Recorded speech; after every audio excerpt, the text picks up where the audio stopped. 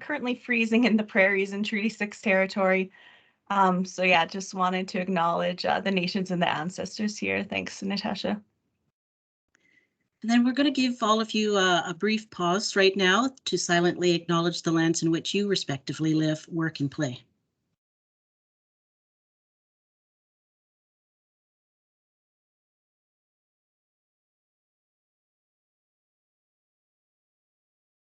So in terms of our backgrounds, Maria was kind enough to give a nice overview of some of our backgrounds.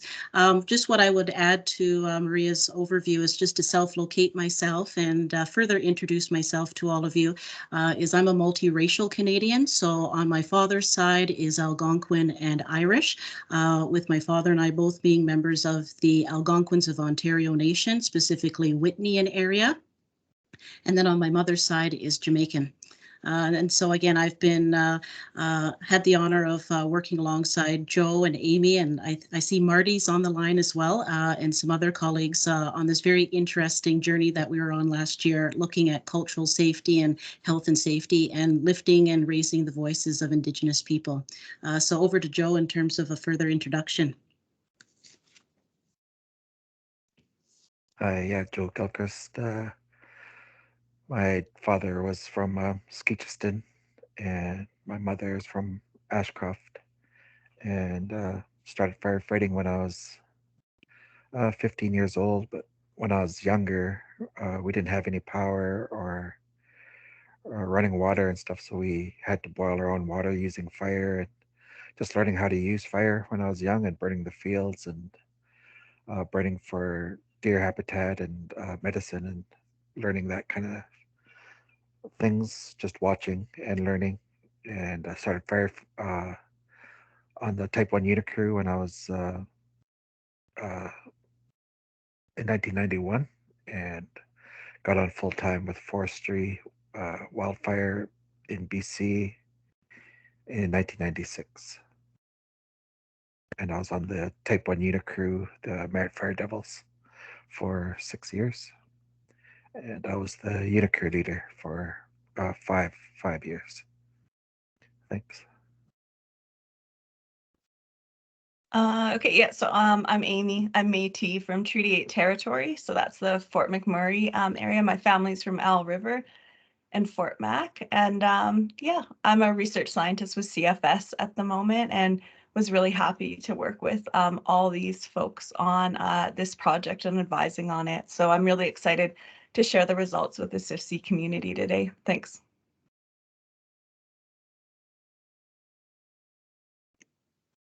So in terms of our agenda, we've finished our territorial acknowledgements, and then Amy's going to give us a brief history of Indigenous wildland firefighting in Canada.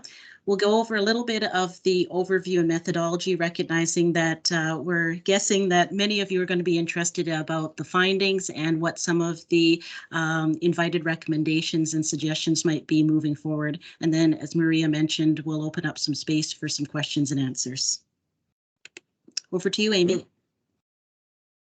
Okay, perfect. So yeah, I mean, talking to the CIFFC community about this, I think there's a higher knowledge of Indigenous firefighting history in Canada. But yeah, I just thought we'd get started. I see Lauren Larondale's on here. He'll recognize his face there in one of the pictures. So, I mean, as Indigenous people, as most of us know, we're, you know, cultural burners on the landscape across Canada. And I think more and more research is coming out that, you know, this is a widespread activity that happened all across Canada. And as settlers came and settled Canada, this practice really was stopped. And many Indigenous people were actually forced to go from fire burners to firefighters through different policies across Canada. The first started actually in 1610 in Newfoundland. And, you know, as we go across Canada from east to west, the policies followed with fire. And so even in 1908, there was flyers that went out all across my family's territory saying that, you know, it was illegal to fight fire on the land, and that anybody that lived within a certain kilometers from a fire had to go out and basically volunteer to firefight it. And so Indigenous peoples feel that they were disproportionately chosen or forced to do that type of work. And as you talk to different elders and other people, they have stories about, being in a bar or a local a community hall or something, and buses rolling up to load up firefighters. And there was two choices, either go firefighting or go to jail. And so for many Indigenous people, it went from being a voluntold activity. And in the 70s and 80s, it kind of changed into a more prominent career choice. Many Indigenous people liked it because they could go firefighting during the summer, make some money, and then pursue their subsistence or cultural activities in the winter. In the 90s, as most of us know, the career standards really changed around firefighting. Also, how camps were set up. Before, in the 70s and 80s, Indigenous peoples used to just be picked up and go and set up camp in the bush until the fire was out. You can see one of the Métis fire camps here in one of the pictures. And most really enjoyed it, being able to live on the land and do firefighting.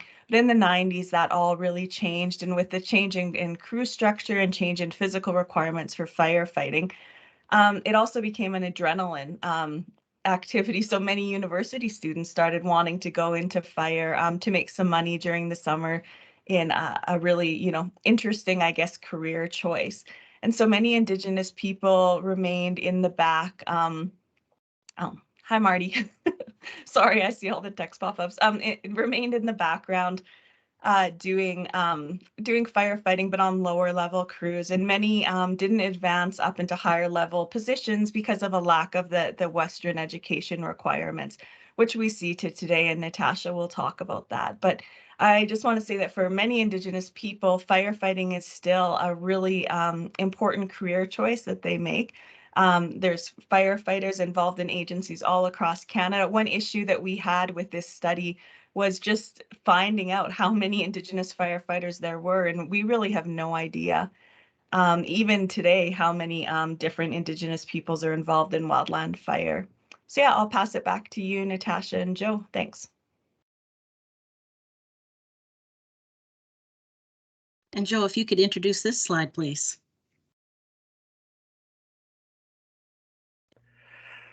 This project provides preliminary data on cultural safety and occupational health and safety that is necessary to improve the understanding of Indigenous perspectives on wildland firefighting and wildland fire operations across what is now called Canada.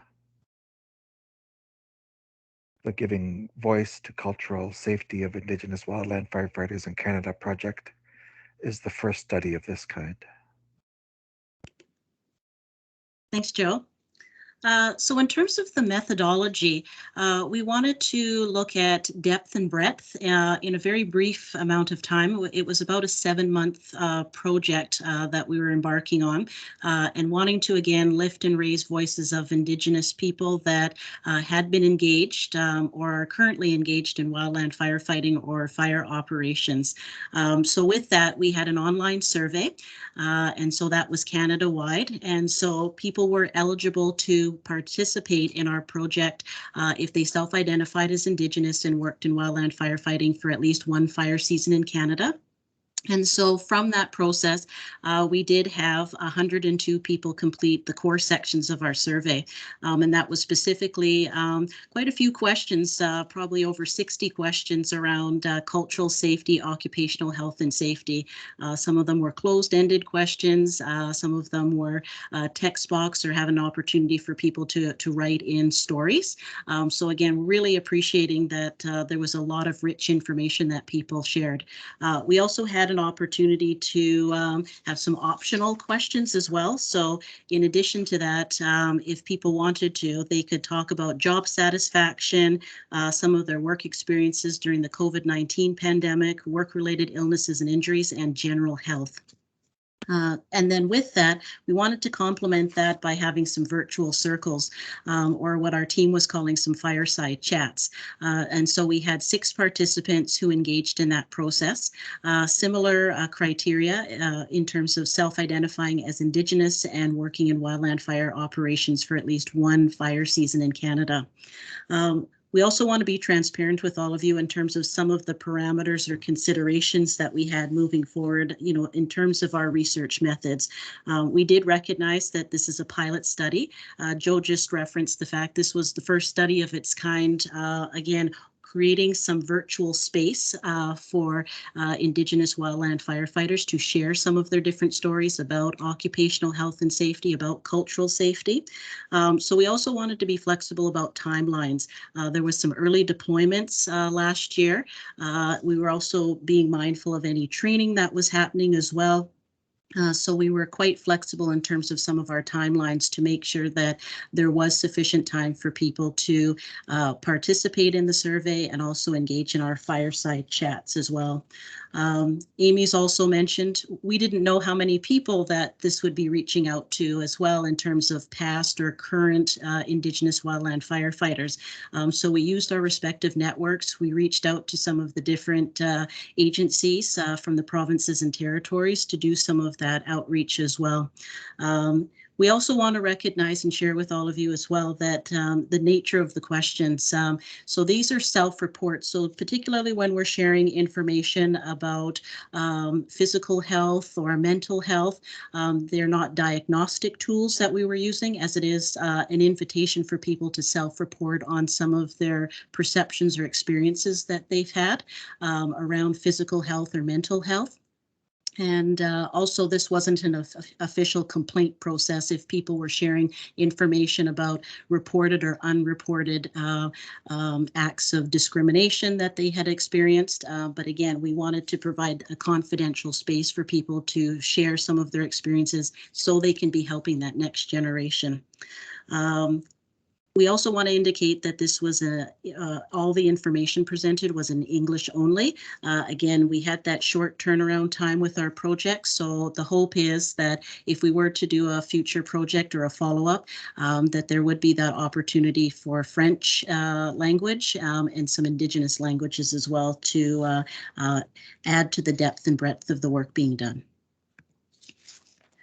So in terms of notable findings, if we're looking at some of the demographics of individuals who responded to our survey, we were finding it was predominantly First Nation males, and they had worked in wildland firefighting sometime between the 70s to 2020, with many of them engaging in seasonal positions. And what we were finding was some of the positions that they were holding, particularly the highest positions that they engaged in. Again, there was a lot of diversity around that support staff, technicians, officers to managers and directors. So we were getting a lot of those different types of experiences shared with us through the survey results. In terms of age range, mostly it was 40 to 49 years of age, the average respondent, and they had about 10 to 14 years of experience in wildland firefighting.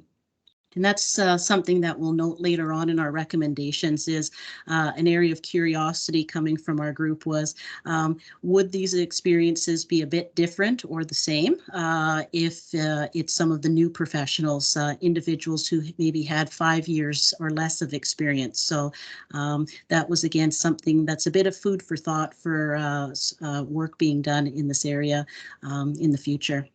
And then we found that the majority of the respondents for this particular survey were based in Northern and Western Canada.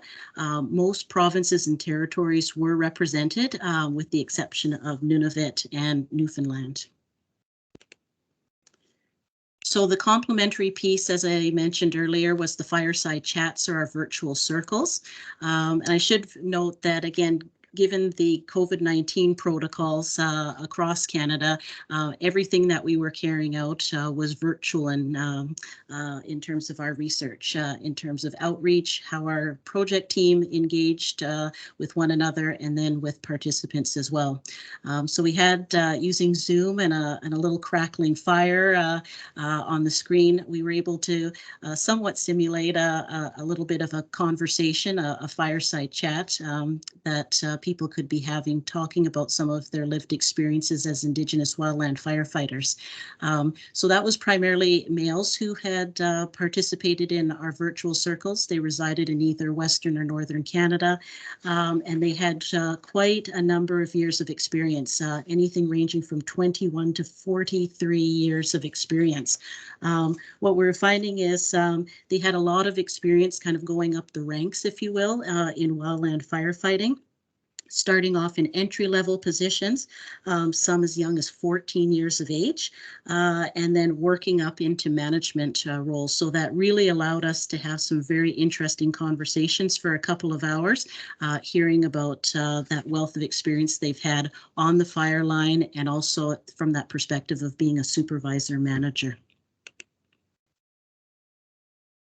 So if we look at employment characteristics, what we wanted to do in terms of sharing a story with all of you today is, starting from how people got involved in wildland firefighting, some of their different career life experiences, and then also looking at, again, how does that relate or not to feeling safe on the job, both in terms of physical and mental health, some of the traditional aspects of occupational health and safety, and then cultural safety, which we'll get into afterwards.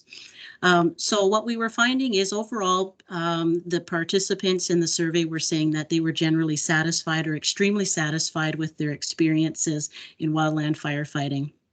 So we wanted to initially ask them, what kind of brought you into this field? So that's where you'll see that kind of top 5 list on the screen here. So you're seeing about that challenging and exciting work environment. You're seeing that ability to help others, particularly during difficult times.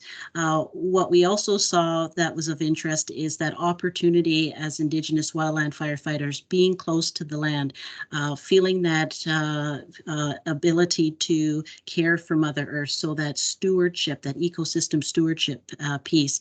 And it was also around a referral from a family member or friend. Sometimes, again, they were wanting to, spend time with family and friends. This is a generational piece as well, that maybe there were other family members who engaged in this type of work, and they saw them as role models or inspiring. So some of the people that influenced the respondents to become or engage in wildland firefighting, they were saying it was family members, friends, and other wildland firefighters. Again, we'll just plant a seed here. This might be of interest in terms of future recruitment and selection opportunities, is who are some of those individuals within community or friends or family that could be, again, inspiring that next generation of future Indigenous wildland firefighters. So we also wanted to find out about what are some of the concerns that respondents had in terms of their career life experiences as Indigenous wildland firefighters. So we've got another top 5 list for you. So what we were finding is that the number one kind of work concern was just not having that future sense of career advancement. Were there or are they not able to engage in moving from that seasonal position to something more permanent? So it's kind of that start and stop, or just wondering, am I going to be picked up 1 year to an X? So there was a bit of uncertainty in terms of concrete career pathing. That was a concern. Tied in with that is also that cultural safety and work-related discrimination in the workplace. Were individuals indicating, yes, they were, that one of their concerns is they were not feeling safe to be who they were in terms of sharing aspects of their identities as Indigenous wildland firefighters, sharing some of their cultural practices in the workplace without fear of reprisal. So that was a concern as well. Items 3 and 4 on the work concerns, that's where you're seeing again some of that cumulative impact of both physical health and the mental health toll of being exposed to increasingly hazardous and stressful work conditions over time as wildland firefighters. And then illness and injury on the job. So again, that's where you're seeing some of those experiences of both kind of the mental health, the physical health, and the cultural safety kind of coming together as some potential concerns that were being expressed by respondents. And over to Joe to share some quotes from our survey results and from the virtual circles.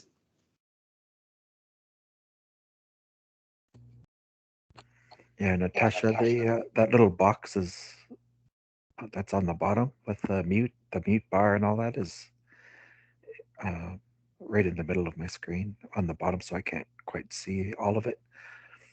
Uh, so education equals advancement. The higher ups really decide who gets what training and what fires you fight, which stunts the growth of because fire days are counted as seniority. Chances of getting where managers uh, got today are slim. Limited chance to advance today unless they have forestry training from college, maybe 15 years before, and that's where it goes into that. I can't see. Uh, I'll go to the top on the right. Education is followed over experience. That's not right. Interviewing process feels as though it is pushing out those Indigenous who want to be firefighters. There are too many questions and more questions to the questions and too much emphasis on the fitness test. It pushes them out. Howard. People need to know their privilege. Having two parents, having to go to high school, having the money to go to university and college, they know how to navigate the world. Most Indigenous people don't have these privileges. There are additional social issues and struggles, issues that are intergenerational, and they don't have role models to help them navigate the system. So it's much harder for them. They are left on their own and might not be able to break into their career. Who gets to decide what is success? Fred. Thanks, Joe.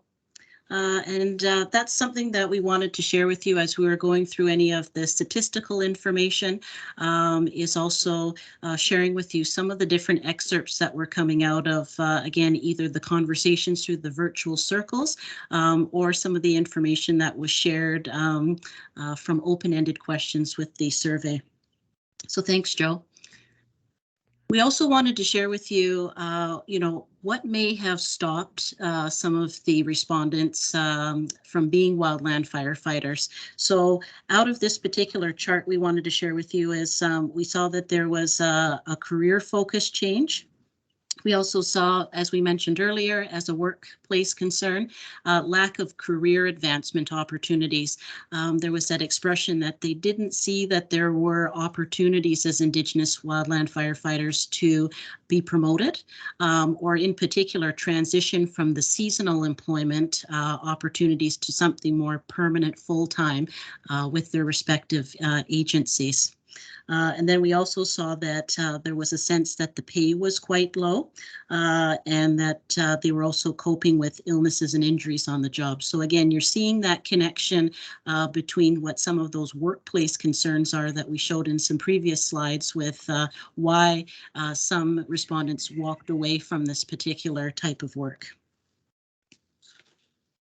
Over to Joe again to share some stories from the survey. The amount of politics has evolved and changed over the years, and not for the better.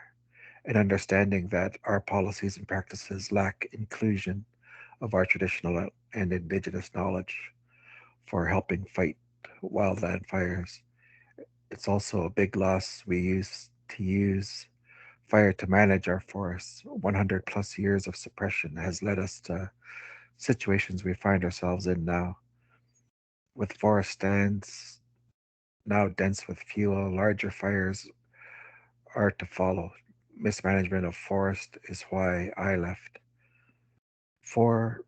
After 4 seasons as a seasonal firefighter and 14 years as a seasonal air attack officer, there was no room for advancement in a full-time position unless I went to forestry post-secondary school. Thanks, Joe. So now we're going to look at some of the kind of physical and mental health factors that typically encompass occupational health and safety.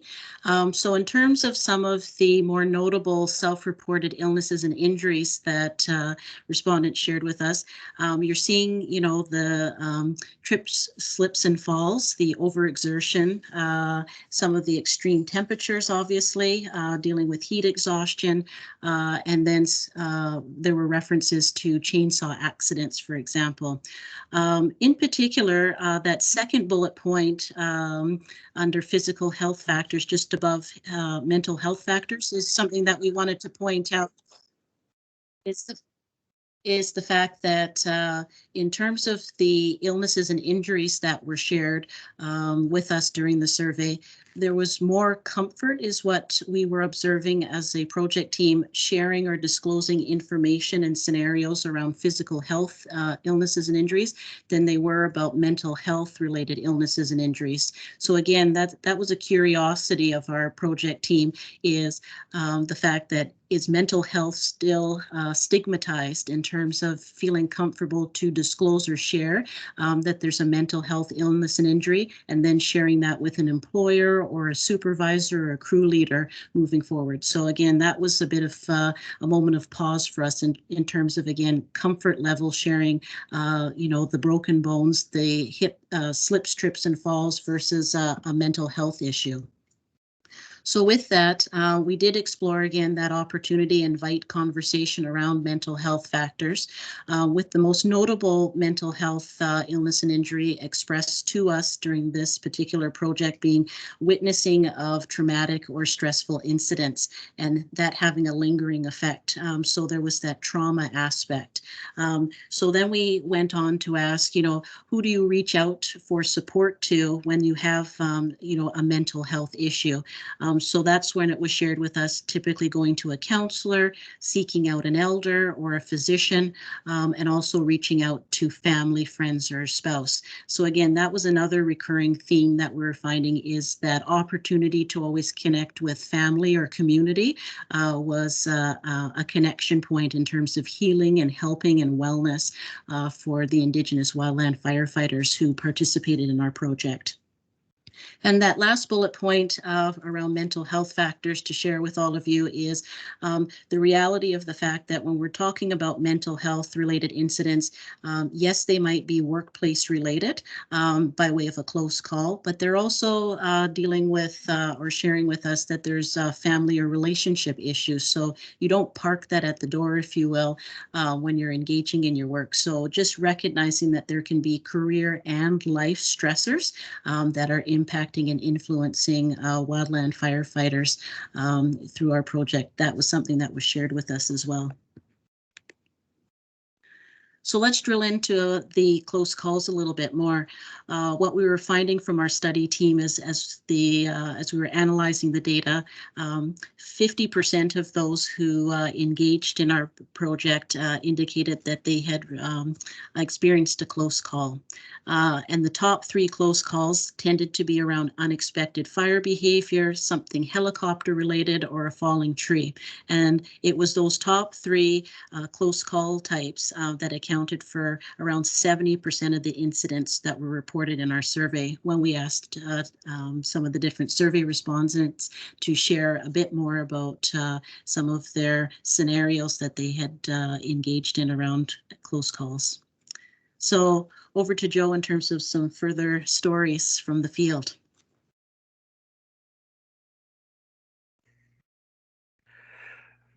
Put in a hazardous location. Fire burnt over us.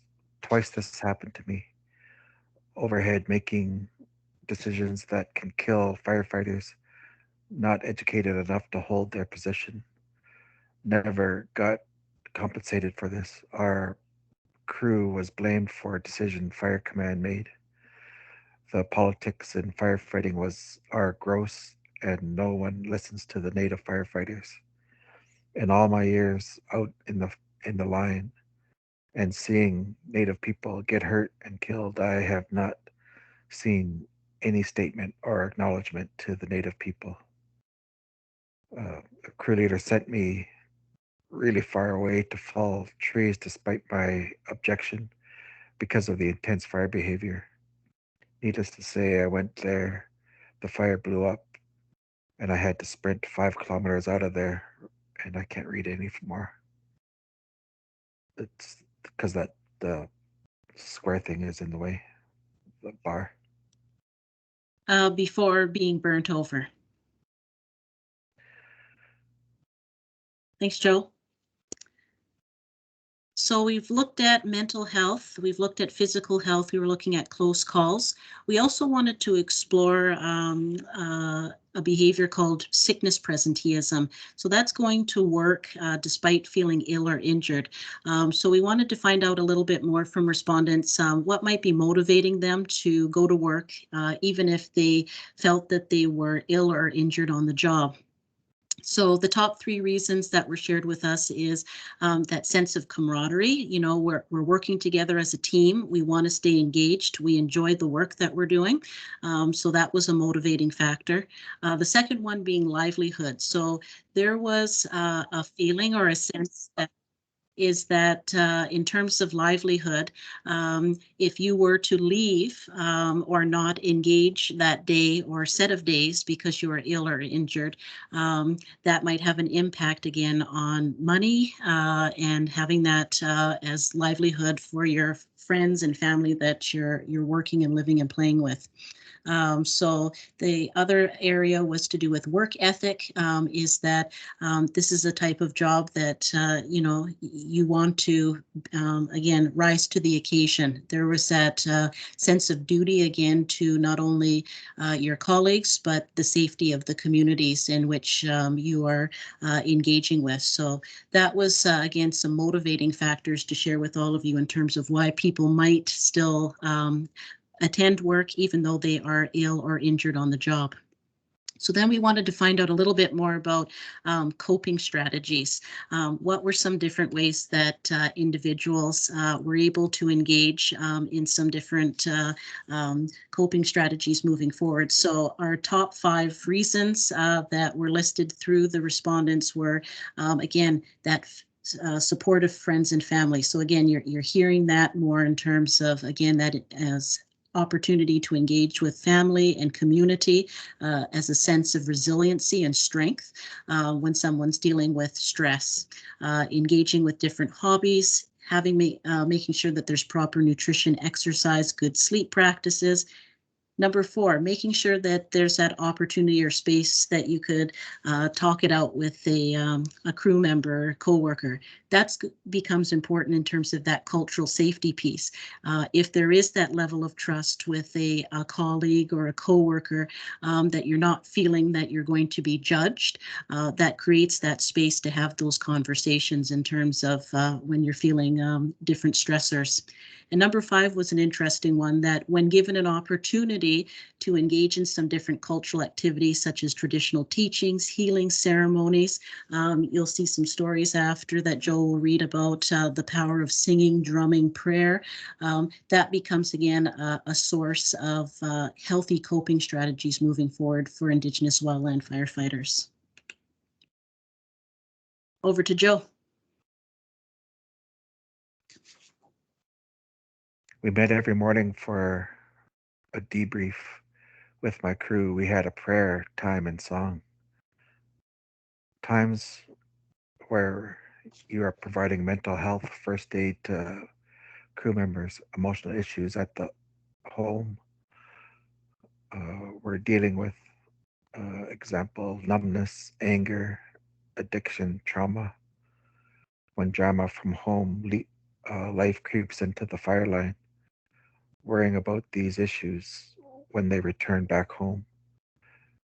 Near or complete mental health breakdowns.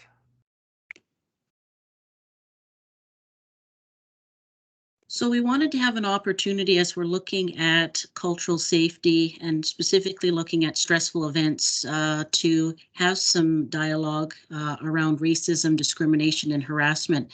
So what we did find through this particular project is over half of the respondents indicated that they had experienced some form of work-related discrimination in their time as a wildland firefighter or engaged in wildland fire operations.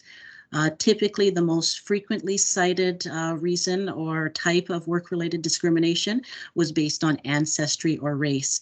So if someone was part of a specific nation or identified as being Indigenous in general, or their tribal affiliation or community, those were, again, types of work-related discrimination that were encountered. And that took the form of either offensive jokes, humiliating jokes, or they were indicating in some of their stories power struggles. So they were saying that they weren't treated fairly, or that somebody was power tripping or misusing their authority in terms of how they were acting or behaving towards said individuals. So in terms of some of the different stories that were shared through survey and also through our virtual circles, who were some of the people that were encountering the work-related discrimination? They said they were encountering them from other crew members. Respondents indicated also they felt that discrimination was occurring by their employer, or in particular their supervisor or crew leader. And that was generally happening either on the fire line, at the fire camp, or at the Wildland Fire Operations Center. So at different points in time and at different locations, that was, again, where work-related racism, discrimination, or harassment was being expressed. Over to Joe in terms of some further stories. We visited other communities. The grocery stores removed the yeast and Lysol from the shelves. When asked, they said they were asked by the employer to remove these items so the crew members could not have access to them. I had to stand up for all the guys there because at that time we were there. They segregated us into one section of the camp and told us we couldn't leave there. We couldn't leave camp. We had to stay there. You only get out of there to go to work, and that's it.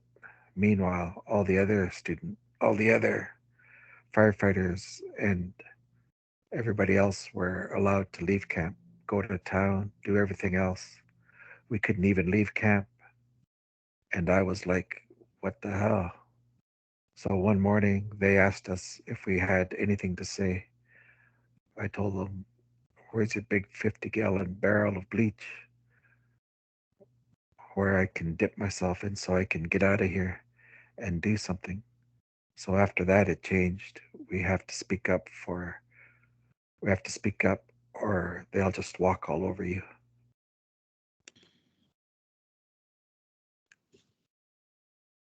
So we wanted to, again, look at some individual stressful experiences that Indigenous wildland firefighters have experienced. We also wanted to find out, what has been working in terms of cultural safety and occupational health and safety. So when we look at occupational health and safety, again, we're looking at some of the areas to do with, when somebody's wanting to report out on maybe physical and or mental health illnesses and injuries. Generally, respondents had positive experiences. They said, if they did have kind of a physical or mental health illness or injury, they could reach out to leadership. They did see that management level commitment in terms of, again, communications, reporting the value of safety and staying safe or preventing illnesses and injuries from happening on the job. So they did feel involved in terms of any ideas or suggestions moving forward. Now, when it came to cultural safety, that was a sense that more work could be done in this area in terms of creating more inclusive, respectful, safe and work environments for Indigenous wildland firefighting. And that's where we kind of wanted to tease out that last point point at the bottom of this particular slide. What we were finding again thematically through this particular project is that positive or negative experiences in somebody's career path as an Indigenous wildland firefighters, that pivotal person who could kind of make it or break it for you, if you will, in terms of having a positive or negative experience as a wildland firefighter was the role of a supervisor. In terms of if they were able to promote two-way conversation with their teams, if they were open to, again, Indigenous ways of knowing, or they may be Indigenous themselves and they're a mentor or a role model to other Indigenous wildland fire crews, that helped to create that welcoming and inclusive work environment. So again, we want to highlight this for you in terms of this particular presentation is supervisory skills, and who is a supervisor is a very pivotal role in terms of the coming together of someone or Indigenous wildland firefighters feeling safe and in a trusted work environment over their career path.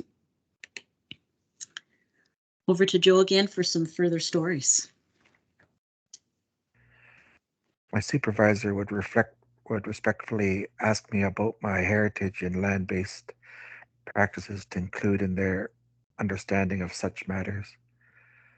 I'm more than willing to help people understand what I know about cultural practices and living. My supervisor have never demeaned my heritage or culture and have only been supportive of my lifestyle.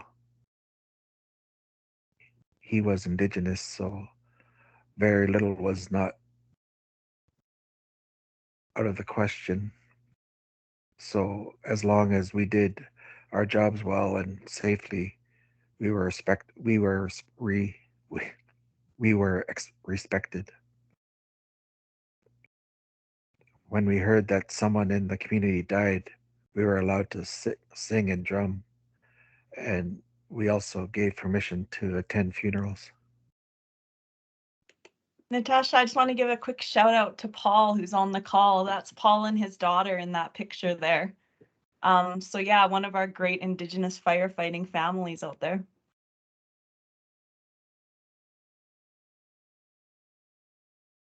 So we wanted to have an opportunity to find out more about cultural safety.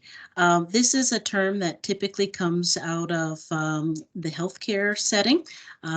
Its roots were coined in New Zealand, and so we didn't want to impose a definition onto wildland firefighting that again might be from a different sector or industry. So we put the question out there in terms of, when you hear this particular term, what does it mean to the respondents? And so what they indicated to us is when they hear the term cultural safety, it means honoring traditional ecological knowledge, cultural practices and customs. So that's, embracing cultural beliefs and values, a sense of belonging to others and the land, and safeguarding Mother Earth, protecting land and artifacts. And it also means having an inclusive and respectful work environment, free from not having to worry about racism, free from not having to worry about discrimination and harassment or stereotyping, and that people were educating themselves about different Indigenous ways of knowing and different cultural identities. We got some really powerful definitions in our opinion for our project team in terms of what respondents were sharing with us. So if you haven't had a chance already, please go to our final report and you can see the depth and breadth of some of the different quotes and definitions of what cultural safety means. If you're wanting to again incorporate that into any of your work at your respective agencies or organizations in terms of defining cultural safety from an Indigenous wildland firefighting perspective. Over to Joe. To be able to participate in sweats, advocate for cultural site preservation, and exercise my right to participate in cultural gatherings and share knowledge. I like that we were able to sing songs and drum. Respect and caring for Mother Nature and the earth and animals. Respect that fire is part of the natural circle and part of our life and well-being. Fire is natural and culturally we use to burn, cultural burning, taking care of the land so the land will take care of you, respect for cultural sensitivity in access and use of land, recognize First Nations past and current fire management practices.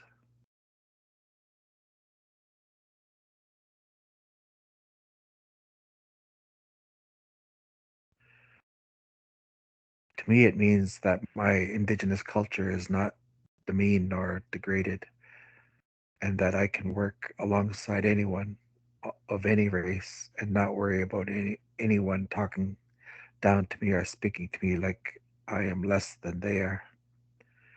Understanding that people have different views, beliefs, and therefore see the world differently. Due to this, we need to foster an environment where people feel that it is safe to share their perspectives. Essentially, all workers should feel comfortable, supported, and respected. Co-workers listening, validating, and respecting Indigenous perspectives when they are shared, asking for Indigenous people's advice on matters.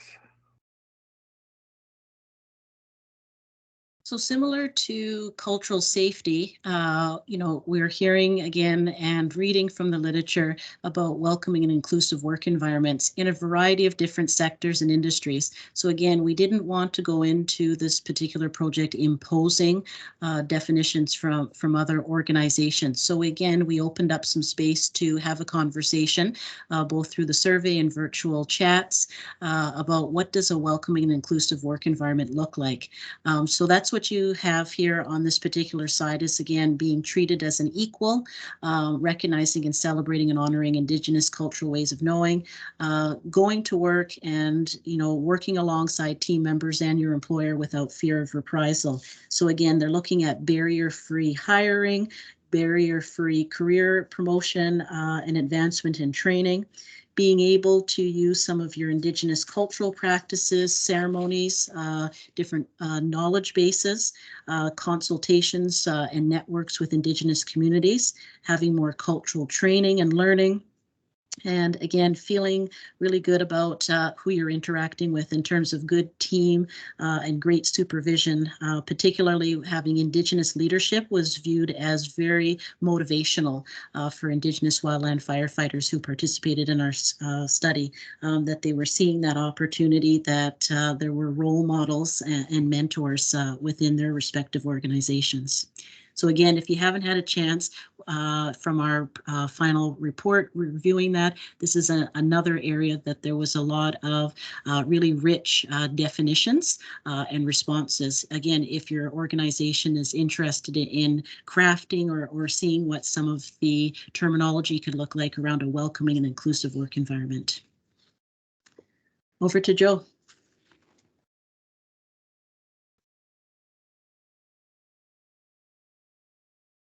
It's a work environment where I am free from harassment and exclusion because I'm Indigenous.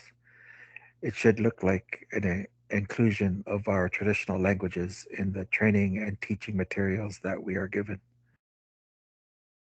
It should look like the acceptance of oral examination when completing mandatory training as identified by agencies. It should look like having Indigenous content in our training materials and including the Indigenous experience in training. Talk and say things about our culture with no back talk, no smart ass comeback. It shouldn't matter about hair or jewelry. Should be about work ethic, should be comfortable being First Nations. Like Star Trek, all came from different nations. It didn't matter. And if there's more there, I can't read it because of that little box. It was just about getting the job done.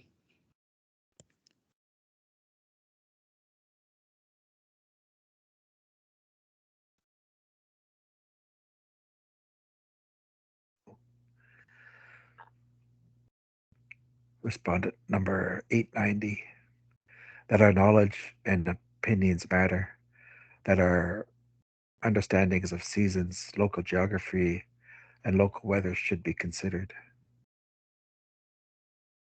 1058, incorporating traditional practices like ceremonies before dispatch, or recognizing burning practices and making an attempt to spreading awareness. 522, free expression of our true self, the ability to excel and raise our brothers and sisters to their highest potential to perform. No holding back. If someone has a talent, we fight like hell to put that talent in the spotlight and develop this person and their talents. This in turn benefits the person and everyone around them. We as a team benefit from now having this person's skills and talents, and I can't read the rest.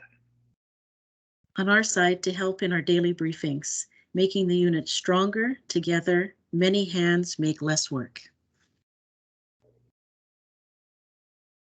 Recommendations. So what we wanted to provide to you as some food for thought and reflection is when you're thinking about occupational health and safety, to also recognize cultural safety. Again, that umbrella aspect of the fact that you're looking at a safe and trusting environment. If you can trust one another and have mutual respect and understanding of who one another is within a particular organization or with a unit crew, it does lead to healthier and safer and more respectful work environments. We also wanted to indicate that, again, cultural safety and welcoming inclusive work environments, they go hand in hand. So again, we're encouraging you, when you're thinking about occupational health and safety, to also be braiding or harmonizing cultural safety into that discussion. So what could that look like? We had some suggestions, again, coming from our project, coming from respondents about the possibility of including a community ambassador to each wildland fire crew. So this would be an individual that could do some local outreach to Indigenous communities. And then again, there's building and sustaining trust with different communities around cultural protocols, archaeological sensitive sites, and you're fostering that two-way communication between the fire crews and Indigenous communities. So again, that was a way that you're creating that respectful space as you're carrying out some of your duties and responsibilities as wildland firefighters. I'm going to turn it over to Amy to share a little bit more about some work being done at the Yukon First Nations wildfire in terms of elder crew-based members. Thanks, Natasha. Yep, so just most people know the awesome job that Yukon First Nation Wildfire is doing with training Indigenous firefighters. And so one of the things is, that they have elders that are on their base that work with their firefighter teams, and they have a resiliency training program as well. So if you go on their websites, you can just Google Yukon First Nations Wildfire. You can see all about their program and just the different small things that they're doing, basically to get a really high return rate of firefighters that keep coming back every year. Thanks, Amy. Some further recommendations, and again, this is further in our report as well, so you're welcome to look at that in more detail. This is a preliminary study. We're hoping it's not the only study that would ever be done in Canada. So if some of you have connections in research analysis or carry out that yourself, I think some areas that we left as further food for thought was that opportunity. What are some of the experiences to do with cultural safety and occupational health and safety for new professionals, individuals with 5 years of experience or less for Indigenous wildland firefighters? And there was also an indication from our study that perhaps more voices could be heard or lifted, that our female Indigenous wildland firefighters, two-spirited Indigenous wildland firefighters, are members of the LGBTQ community. We also saw that some other recommendations moving forward is continuing research in this area, but I think there's an opportunity as we were going through looking at the career pathing for different Indigenous wildland firefighters, some customization around career development opportunities. And with that, is there an opportunity to access and get some funding in terms of cultural supports? In particular, what we were hearing is that opportunity to maybe again fund having elders engaged as part of wildland firefighting, or at least being part of the crews. Was there opportunities to engage and support traditional teachings or healing ceremonies as wellness practices to help out with any physical health or mental health issues that are arising on the fire line? I think there's an opportunity, if you haven't already, to learn more about UNDRIP and some of the different human rights opportunities in terms of embedding or, again, harmonizing that into some of the different practices moving forward. And we mentioned earlier, family, friends have been real motivators and that connection to Mother Earth and the land. So just, again, maybe exploring the types of recruitment practices of who you're reaching out to in terms of that next generation of Indigenous wildland firefighters, but also what are some of the motivators for individuals moving forward. So we've got quite a list here. Again, Maria has this nicely recorded. We'll also indicate to Maria that you're welcome to have a PDF copy of our slides posted for people to look at. But on this slide, you're seeing again some very concrete or tangible ways that were coming from respondents as to how you could foster cultural supports and resources, how you could be moving forward in terms of career motivation. That yes, there is that kind of adrenaline rush, but I think there's also those opportunities to be indicating that this is a career path for the generations. There's an opportunity to work alongside community. There is that responsibility of ecosystem stewardship and caring for Mother Earth to again have that more holistic aspect of what the career means from an Indigenous lens. So in summary, because we'll be mindful of the time and we do want to hear your questions and comments, if you're able to stay a little bit longer with us, is again, you can't think about occupational health and safety without recognizing cultural safety. That's one point that we really would like to respectfully drive home today.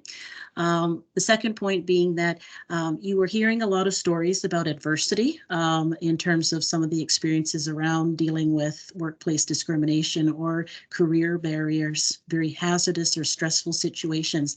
But despite all of that, what we're finding overall, the respondents, they really loved the work that they were doing. They had very positive experiences in terms of either reflecting on their past experiences as wildland firefighters or currently what they're working on. And certainly, I think there's more work that could be done in terms of either defining or redefining cultural safety and having an inclusive work environment. So again, we didn't want to leave you with just kind of something very high level. There are also some tangible actions through our report in terms of how you could think about making a more culturally safe work environment for Indigenous wildland firefighters. Before we sign off, again, we really want to acknowledge that this was a team-based effort. You'll see the members of our team here. They were a combination of Indigenous researchers, non-Indigenous research allies, and subject matter experts. And we used the principles and practices from that left-hand side of the two-eyed seeing approach that was coined by Elder Albert Marshall and his wife, Merdina Marshall. That it's not an either or, it's an and in terms of bringing together the best of Indigenous ways of knowing alongside the strengths of Western science practices. And that could be, again, a model moving forward. So we wanted to walk the talk in terms of seeing that there were gifts and strengths of both Indigenous and Western ways of knowing, exploring this particular topic. couple of other people to thank. We had some pilot test reviewers that were very instrumental in helping us shape that survey that we had. We want to thank different folks who had helped us with getting the word out. And in particular, there were the wildfire agencies across Canada, some of the different Indigenous organizations that were involved in emergency management, and our personal networks. And this project wouldn't be possible without Natural Resources Canada as our funder moving forward. So again, we want to thank all Indigenous people in wildland firefighting. You're doing exceptional work, and we thank those who have carried out the work in the past in terms of, again, protecting Mother Earth and safeguarding all of our communities across what we now know as Canada. So feel free to click on that link in the future if you want to see our executive summary and detailed report. And we're also an email away if you also want to reach us offline. So thank you, and I will turn it back to Maria. Thank you so much. I'm just going to stop the recording here. Okay, stop recording and